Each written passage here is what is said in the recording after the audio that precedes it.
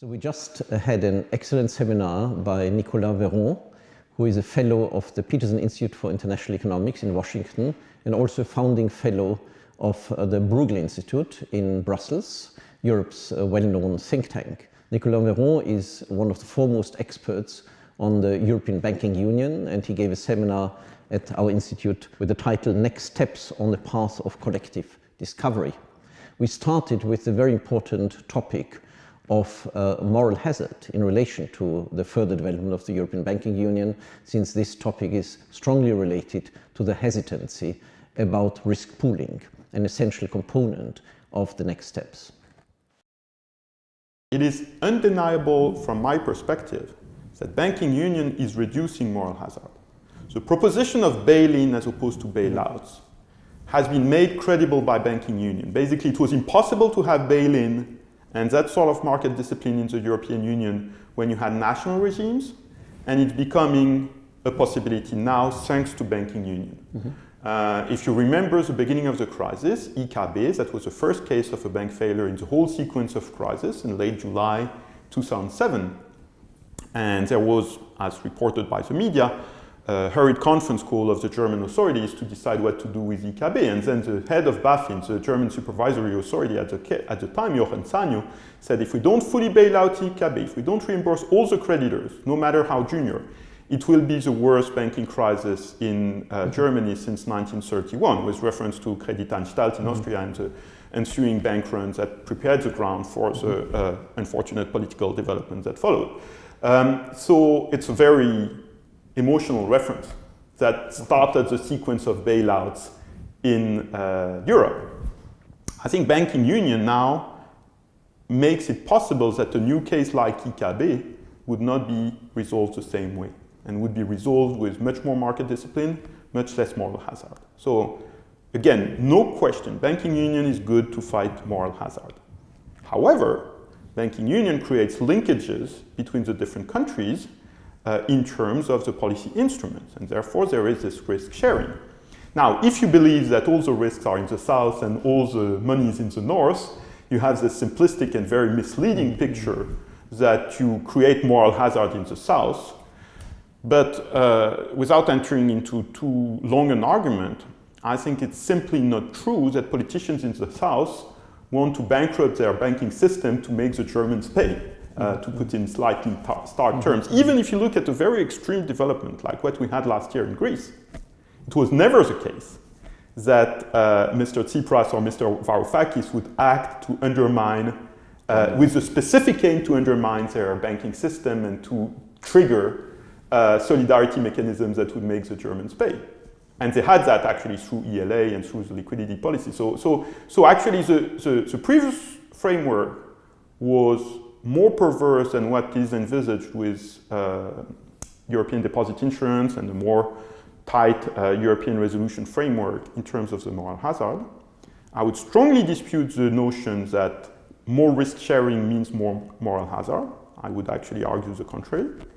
Now, of course, there is a political resistance to risk sharing, and that's normal, and that's appropriate, and there has to be a good, well-managed system to make sure that these risks are reduced by the new framework compared to what we had before. And I'm in favor, frankly, of matching an agreement on a European deposit insurance scheme with what the Germans now call risk reduction, which would be some measures to make the system better managed in terms of risk, in terms of supervision, in terms of transparency, and in terms of market discipline. We can discuss what the measures should be, but I think the general vision that you have to match risk sharing with measures to improve the incentives in the system is a sound one. But again, I think you have better incentives, you have less moral hazard, if you have a more consistent vision for banking union, and that does include, not exclude, European deposit insurance. Let me take the opportunity, since we have gone through the week where the British issue was very much on the cards. How do you see the problems or the possibility of further developing the European Banking Union with one of the big members remaining outside it? But of course, its relationship to how the single market is going to evolve and to have some degree of impact on how the UK financial system is being regulated, supervised, etc. How do you see these two systems operating side by side, given the weight of the British financial system? It's a very complex question. I mean, if the UK leaves the European Union, which I hope will not happen, of course, in a way, you have a response, right? I mean, it's like Switzerland, we know more or less how to organize it. But it's not really a single market. If the UK chooses to stay in the European Union, which I hope will be the case, there is undeniably a tension between the single market project and the idea that the banking union would cover only a subset of countries. And the reason for that is that banking union, at its core, is actually a single market project.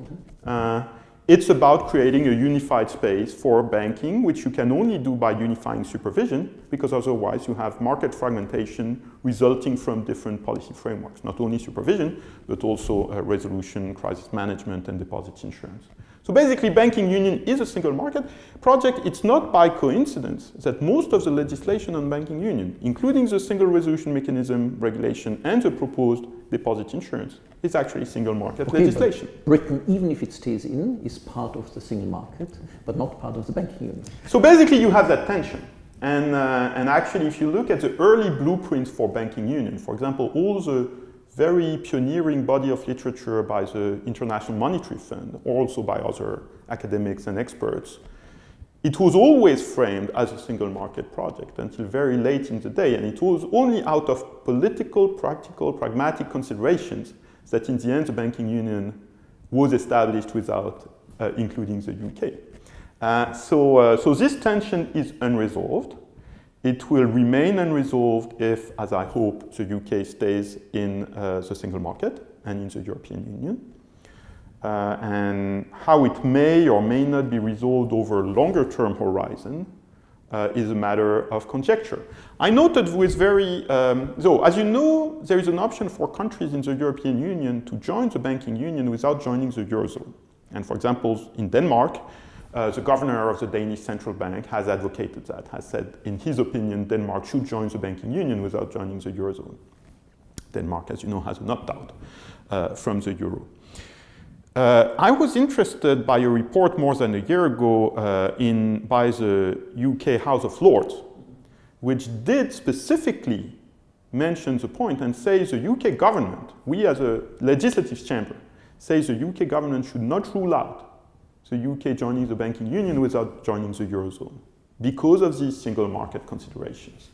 So, the House of Lords is always more rational than the general political system in Britain. Indeed, I think this was driven by considerations of policy substance and certainly not by a political analysis. But we'll see. I mean, it's not clear. I think you're entirely right. This tension is there.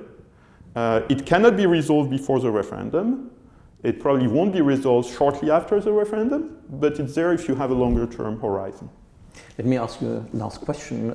You alluded in your talk very much to the German situation, German position in relation to the further steps in the banking union.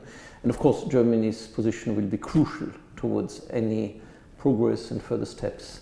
How do you see the possibilities of advancing the banking union with the support of Germany, or will it be a stumbling block? I think there are at least three things to keep in mind here. One, Germany is committed to breaking the vicious circle between banks and sovereigns. There are a long succession of statements from the German government which explicitly acknowledge this objective as an objective for Europe that is supported by Germany and that underpins the banking union. If you take, for example, the position paper from the German government, which was a so-called non-paper with some very controversial policy statements in September last year leaked to the press, it was analyzed rightly by a number of analysts as creating obstacles against progress, especially in terms of deposit insurance, towards a fuller banking union. But it did start with the statement that it is important to break the sovereign debt, the bank sovereign vicious circle, and that this is the objective of banking union. So there is no controversy on this broader policy template. The second thing is that Germany has a very peculiar financial system, quite unique. described like that. It's not me saying it. For example, if you look at what the International Monetary Fund does, and they compare different financial systems, and they have a very established methodology for that, the so-called Financial Sector Assessment Program, which they do every other year, every few years. They describe the German financial system as extremely idiosyncratic, and frankly, I think it is. And one feature of this system is that some segments of the banking industry, particularly the savings banks, are both very popular with the German public, extremely influential with the political community. Actually, most politicians sit on the boards of savings banks and derive some personal income from there. So it's really part of the political system. And therefore, even so it's not seen like that necessarily in Germany because there's this positive image of proximity, this is the most powerful special interest in the entire European banking sector. And it is debatable whether banking union and European deposit insurance is a good or bad thing for that system, and certainly their opinion, the organized bodies of the German savings banks, is that it's not a good thing. They don't like it, they oppose it. For reasons we can discuss. So that's a very powerful political interest, and I think it's part of the picture. So to overcome this resistance, what sort of side payment would you Well, the third thing, well, that's political horse trading. My line of work is policy analysis, so I'm not in the business of suggesting messy compromises to politicians just to guide their analysis on substance. But I think highlighting this political economy is important to understand the policy dynamics. The third element, of course, is the general German attitude to the European Union and the European project and European integration in general. And here, I think historically, since after the immediate post-war period, Germany has been extremely supportive of the European integration project because there was a shared assessment, very widely shared, not only in the German elite, but in the body politic, that European integration was an opportunity for Germany. So it is impossible to imagine that Germany would agree on a compromise for further integration if this basis of support is no longer there. I believe it hasn't disappeared. I believe that it's very robust, but there are interferences between the refugee crisis, a number of other issues that pertain to the European Union and this discussion. It's not purely a technical discussion, it's a deep political discussion. So I'm confident that more progress can be made to have a more robust banking union that further mitigates the bank sovereign vicious circle. I think it's in the general interest of Europe, it is in the interest of Germany as a country, even so it might not be in the interest of the German savings banks as a special interest. I'm reasonably confident that a deal can be found where this is matched with sufficient measures of improving incentives basically in the European banking system, better transparency, better market discipline, better supervision, better risk management, so that Germans could be reassured that this is not a conspiracy to make them pay for future fiscal profligacy in Greece. Because I think, frankly, that's an imaginary, not a real risk, and I think that there were actually incentives for fiscal profligacy in Greece in the former policy regimes that disappear with banking union. We can enter into why I believe that. I think there is a possibility of a deal that would be positive for everybody, that would be constructive, that would make the banking union more resilient, more complete, better serving the interests of the European public, including the German public, including the Austrian public. Basically a win-win, if you want to put it that way, a positive sum game. Whether this deal will materialize and when, I don't know. It depends on many different political and historical, if you will, parameters, but I think there is a possibility this year, and I think this is something that European policymakers should contemplate very seriously. Thank you, Nicolas, for giving us an insight into the current state and future development of the banking union. Thank you very much for having me.